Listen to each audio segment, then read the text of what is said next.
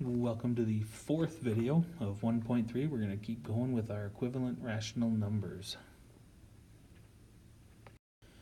Just a reminder of the learning objectives for this lesson. They've been the same for the first three videos and will continue to be on every video for 1.3.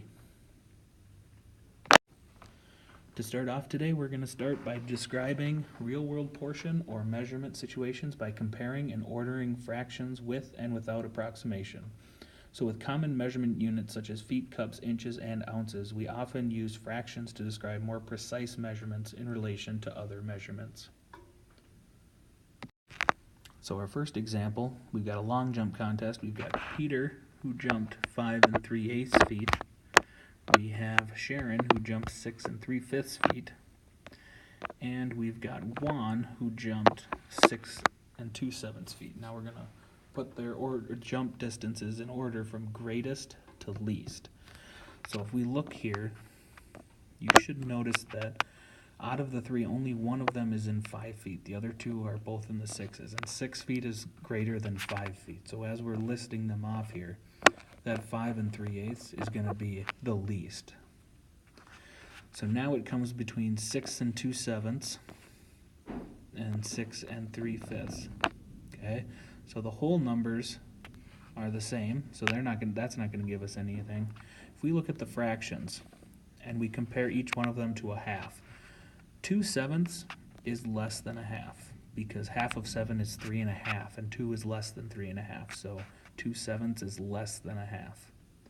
3/5 is actually greater than a half because half of 5 is 2 1/2, and 3 is greater than 2 1/2, so 3/5 is greater than a half.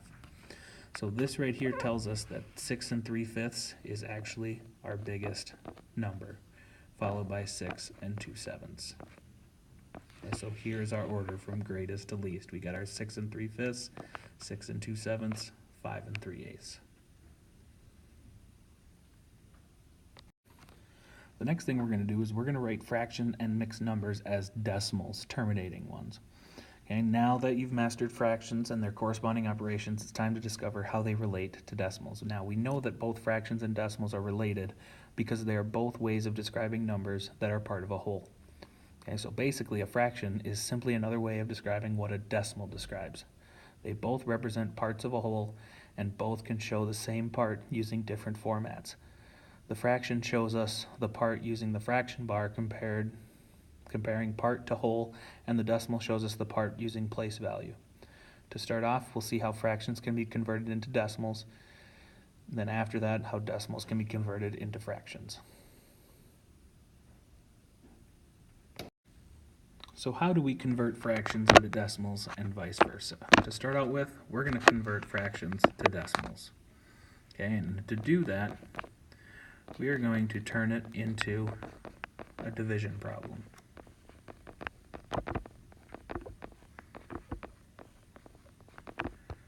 Okay, so if we've got 3/4 and we want to turn that into a decimal, I can literally rewrite that as 3 divided by 4. And what we can do is we turn that into a long division. 4 doesn't go into 3. However, if we add this 0.0 and the decimal on top, 4 does go into 30 7 times. 7 times 4 is 28. Subtract that out, I get 2. I need to add another 0, bring it down. 4 goes into 25 times. 5 times 4 is 20. Subtract it out, and I get 0. When I get 0, that means I'm done.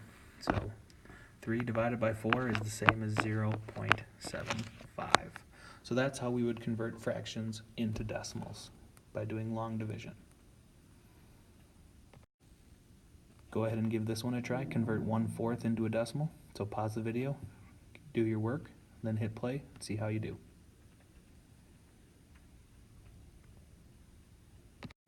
Okay, so here's what you should have. 4 does not go into 1, but if we add this 0.0, 4 goes into 10 twice. 4 times 2 is 8, subtract it out, you should get 2 left. 4 doesn't go into 2, so we can add another 0 and bring it down. 4 goes into 25 times. 5 times 4 is 20, subtract that out and get 0. Once we get a 0, we know we're done. So our answer of 1 divided by 4 is 0.25. So now we're going to convert mixed numbers into decimals. We're going to do it essentially the same way. So if we want to convert 3 2/5 into a decimal, I still start with the 2/5. So 5 doesn't go into 2, but if I add that 0.0, then 5 goes into 20 4 times. 4 times 5 is 20. We subtract it out and get 0. I know that 2 divided by 5 is 0.4. So now what I do is I take this and I add it to my whole number here, which is 3. So 3 plus 0.4 gives me 3.4. That's going to be my decimal for 3 2/5. So find the fraction as a decimal, and then add it to your whole number. Here's our next one. We're going to convert 3 1/2 into a decimal. Go ahead and pause the video, get your answer as a decimal, then go ahead and hit play and see how you did. Okay, so as you can see here, I took the 1/2 first, and I did 1 divided by 2. 2 doesn't go into 1, but if I add the 0.0, 2 goes into 10 5 times. 5 times 2 is 10, subtract it out, get 0. So 1 divided by 2 gives me 0.5. So I take that decimal, and I bring it over here, and I add it to 3, because that's what my whole number was, 3. So 3 plus 0.5, my answer is 3.5. Okay, so now there's 3 more here. We've got 4 4/5, we've got 3/6, and we've got 1/5. So go ahead and pause the video, find the decimal version of all 3 of these, and then go ahead and hit play and see how you did.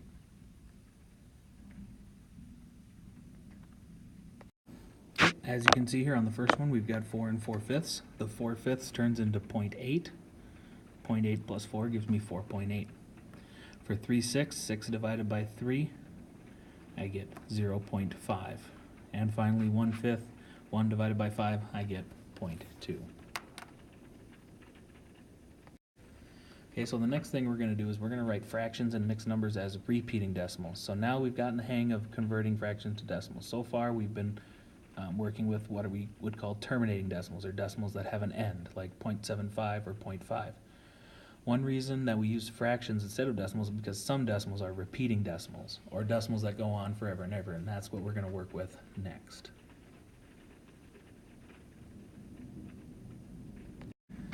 So now we're going to write 5/6 using decimals, and we're going to do it the same way we did before. So we've got 6 and 5. 5 isn't divisible by 6, so if we add that 0.0, we got this here. 6 goes into 50 8 times. 8 times 6 is 48. Okay, we subtract that out and we get 2. 6 doesn't go into 2, but I can bring down another 0. 6 goes into 20 3 times. 3 times 6 is 18. Subtract that out, we get another 2. So we get another 0 down. 6 goes into 20 3 times again. 3 times 6 is 18. Subtract it out and we get 2. You'll notice that we're starting a pattern here. Okay, we get 20, and then we get to 18 to subtract it away and get 2, and then we've got 20 again, subtract 18, we get 2. And you'll notice if we keep doing this, it's going to be the same pattern. Okay, once you notice that, you should know that these 3's are going to keep going forever and ever and ever. So therefore, we can write this as 0.8, and then the 3 is repeating. So this should be our answer.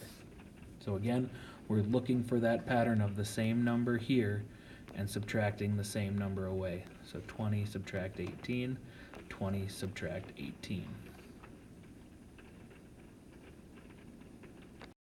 So now I want you to try 2 2/3 written as a decimal. So go ahead and pause the video, write 2 2/3 as a decimal, then hit play and see how you did.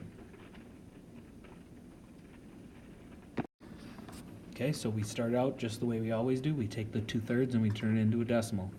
3 doesn't go into 2, so I add that 0.0. 3 goes into 26 times. 6 times 3 is 18. Subtract it away and we get 2. Bring down 0, we get another 20. It goes in 6 times, bring 18, subtract away, we get another 2. You'll notice we've always got this pattern of 20 minus 18. Okay, that continues on, so I know that it's going to be 6, 6, 6, 6, 6, 6, 6 forever and ever and ever. So I can write that as 0.6 repeating with the line over it. So I bring that down over here, and I take that and I add it to the whole number that I started with, 2. So 2 plus 0.6 repeating gives me 2.6 repeating. The last two examples for this one, we're going to convert 4 and 4/6 and 1/6 into decimals. So go ahead and pause the video, get your answers, and then go ahead and hit play and see how you did. Alright, so here we go. The first one, 4 and 4/6. We take the 4/6 and write it as a decimal. You'll notice how we always have 40 minus 36. That's the pattern that starts, so it's 0.66666, which we would write as 0.6 repeating. And we add that to our whole number at the beginning of 4, and we get 4.66 repeating. For 1/6, 1 divided by 6, the first one is a 1, because 6 goes into 10 once. But then after that, you'll notice that every number is 40 minus 36, so those 6's will get repeated afterwards. So my answer would be 0.1 and then 6 repeating.